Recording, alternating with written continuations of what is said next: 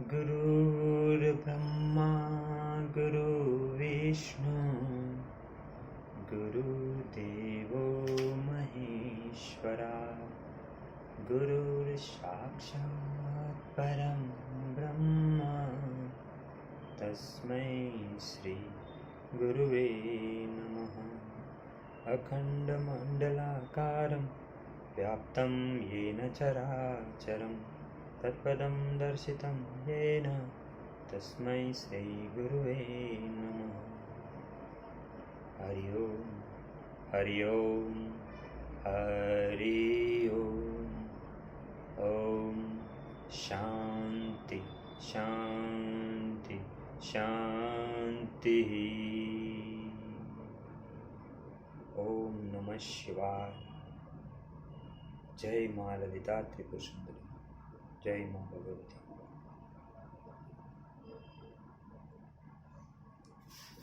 आज एक ऐसी टॉपिक के मैं बात करना चाहता हूँ कि वो अगर जान लिया तो आप कभी बीमार नहीं पड़ोगे। जैसे हाथ की ये रेखा और ये रेखा जब आप मिलाओगे इस तरह,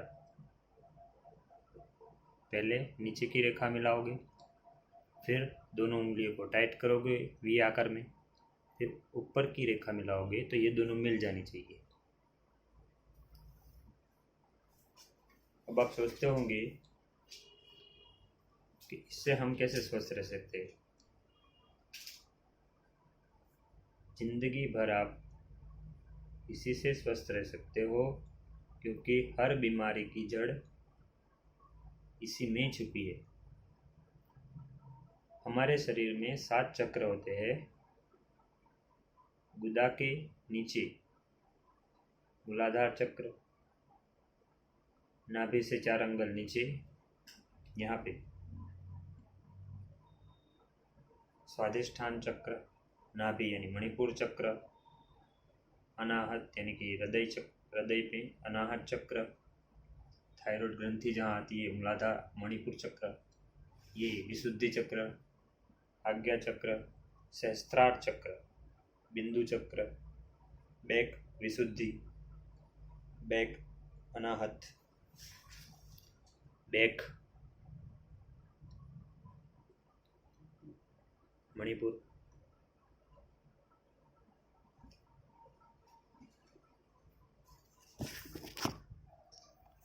और वैसे ही बैक स्वादिष्ठान,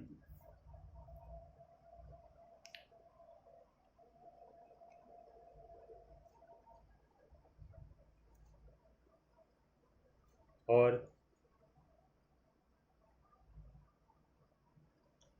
बैक नहीं परंतु रीढ़ की हड्डी जहाँ खत्म होती है वहाँ पे मूलाधार।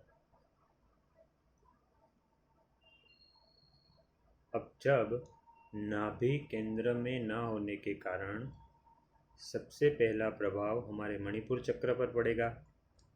जैसे ही मणिपुर चक्र की ऊर्जा नेगेटिव होगी, वात पित्त कफ इम्बैलेंस होने के कारण, तो उसके पीछे आंतें जो होती है वो विचलित हो जाएगी और खाने को पचा ही नहीं पाएगी। अनपचा खाना सड़ेगा और उससे जो विष निर्माण होगा, जिससे शरीर की सप्त धातु का निर्माण होता है, उसी सप्त धातु अगर बरोबर बनती रहे तो आप स्वस्थ, और बरोबर ना बनती रहे तो आप कोई न कोई बीमारी में ज़रूर फंसोगे। कई रिसर्चों में ये पाया गया है जैसे डॉक्टर बर्नार्ड फाउंडेशन रिसर्च और ऐसी कई रिसर्च हुई जिसमें वैज्ञानिकों ने प्रूफ के साथ, जो आप नेट पे देख सकते हो, मैं कोई झूठ नहीं बोल रहा हूँ, जिसमें वैज्ञानिकों ने पाया कि हमारा पाचन तंत्र सक्रिय रूप से उसी खाने को पचने में मदद करेगा जो हमारे पूर्वज वर्षों पहले खाते थे, कई वर्षों पहले। तो इस तरीके से आप देखने जाओ तो चाय, कॉफ़ी, बिस्किट, ब्रेड, पाव, पिज़्ज़ा, ये हमारी संस्कृति नहीं है। Refined oil, double refined oil, समुद्री नमक जो एक जहरी है, चीनी, ये सब अंग्रेज़ों के आने के बाद हमारे भारत में लोग खाना चालू हुए।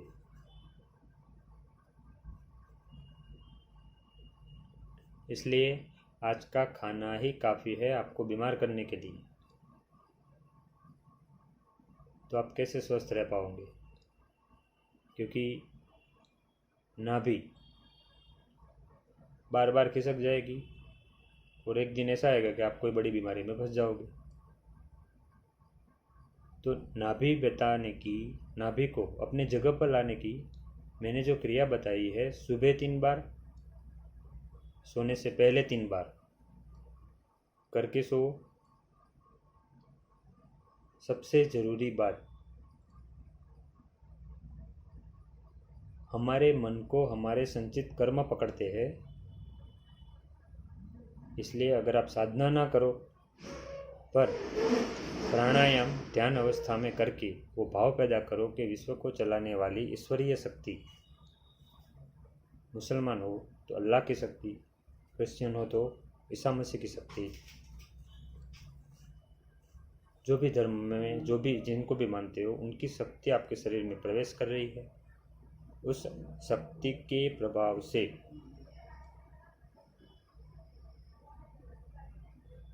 मेरे जीवन में जो भी दुख है, दरिद्रता है, कष्ट है, उसके पीछे मेरे ही कर्म जवाबदार है।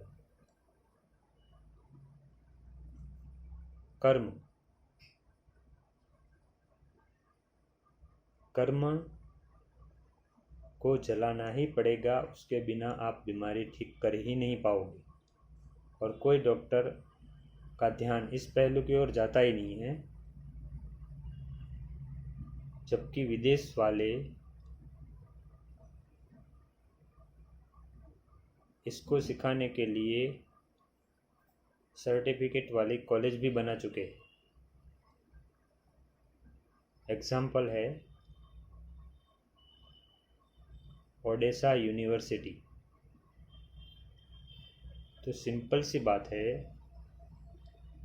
कि अगर आप संचित कर्म काटने के भाव से रेगुलर नाभि को जगह पे लाने की क्रिया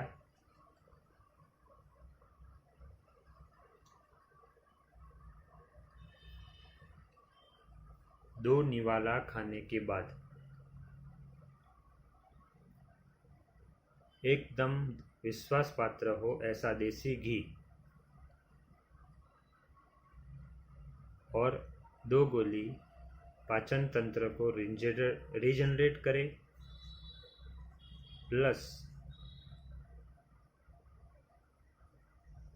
2 ऐसी गोली जो आपके लीवर को परफेक्ट रखे और खाने को भी हजम कर दे। रेगुलर लेने से आप कभी भी कोई बड़ी बीमारी में फंस ही नहीं सकते।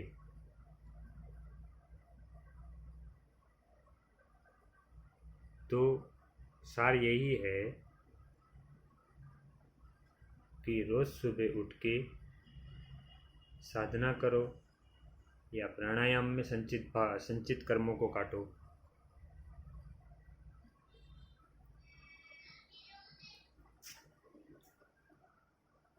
संचित कर्मों को काटने के बाद,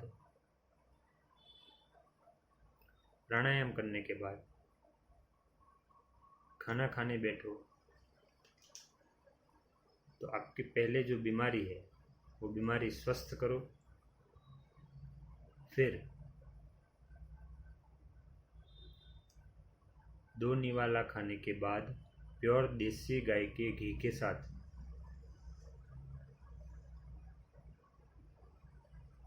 डाइजेस्टिव सिस्टम रिजनरेट रखे।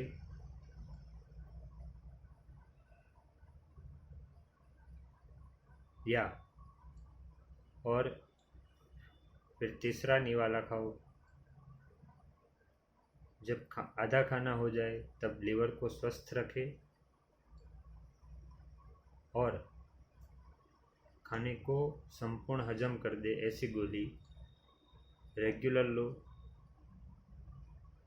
बस हफ्ते में 2 दिन का गैप दे दो। कभी लगे कि ज़्यादा भारी खाना है तो हजम करने की गोली की मात्रा बढ़ा दो। दूसरा, खाना खाने के बाद कभी भी पानी मत पियो। हमेशा 1 या 1.5 घंटे बाद ही पानी पियो।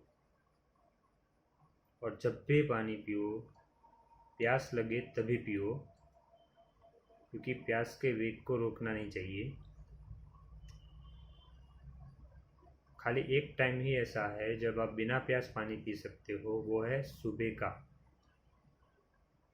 पहला समय। उसमें आप गुनगुना पानी पियो, थोड़ा टहलो, पेट साफ हो जाए, फिर बाकी की क्रियाएं करो। तो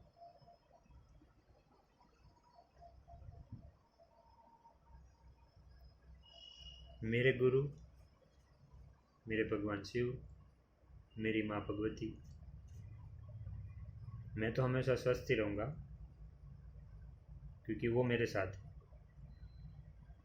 बस आपको मैं बताना चाहता हूँ कि उनकी शरण में जाओ, सबसे बड़ा डॉक्टर उनको बनाओ। कोई इंसान आपके कर्म काटने नहीं आएगा, और जब तक आप कर्म नहीं काटोगे आप स्वस्थ नहीं हो पाओगे। ये अटल सत्य है, सत्य है और सत्य है।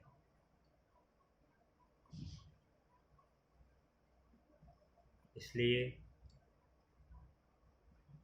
और वात, पित्त, कफ बैलेंस रखे, शरीर में पोषक द्रव्यों की पूर्ति करे।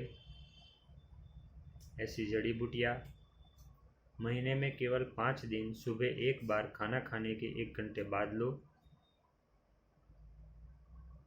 छोटे बच्चे हैं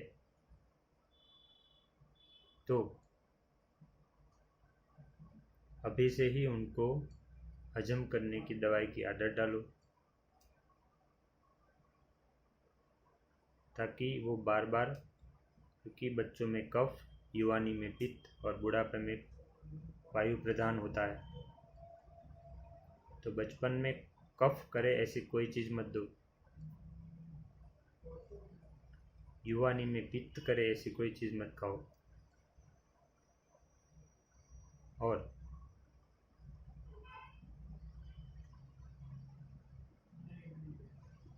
बुढ़ापे में हमेशा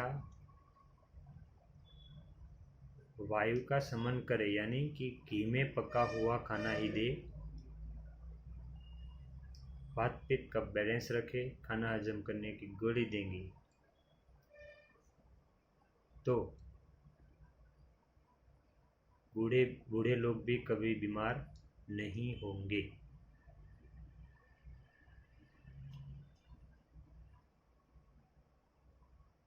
तो जैसे मैंने बताया कि खाना खाने के बाद पानी कभी नहीं पीना चाहिए।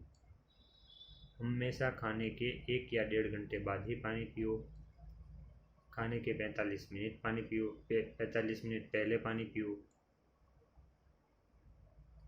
सुबह के टाइम गुनगुना बने उतना ज़्यादा पानी पियो, क्योंकि बिना प्यास एक ही टाइम पानी पियो, वो सुबह उठते ही। और भाव हमेशा पॉजिटिव रखो, हिम्मत मत हारो।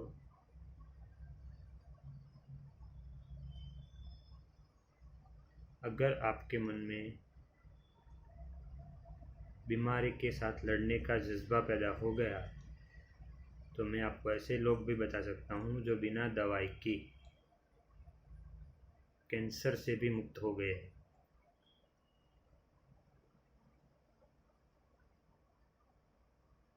मैं तो वीडियो बनाता हूँ आपकी भलाई के लिए। अब आप क्या सोचते हो, मुझे उससे कोई लेना देना नहीं है। आप गाली दो, कुछ भी करो, मैं तो मेरे शिव सेवा की मौज में मस्त हूँ, क्योंकि मेरे गुरु जी का आदेश है हर हाल में खुशी। इसलिए मैं ईशान जी और अवधूत बाबा शिवानंद जी को कोटि कोटि नमन करता हूँ। प्लीज़ एक बार और जोर दूंगा कि अगर यही वीडियो मैं दोबारा बनाऊंगा, लेकिन और डीपली, तब तक के लिए मुझे आज्ञा दे। मैं कोई प्रोफेशनल वीडियो मेकर नहीं हूँ, बस फ़ोन में वीडियो बनाता हूँ और डालता हूँ।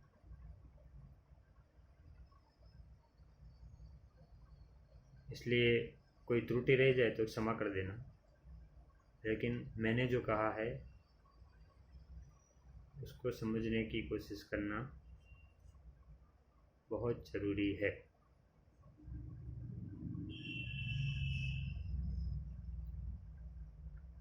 ओम नमः शिवाय।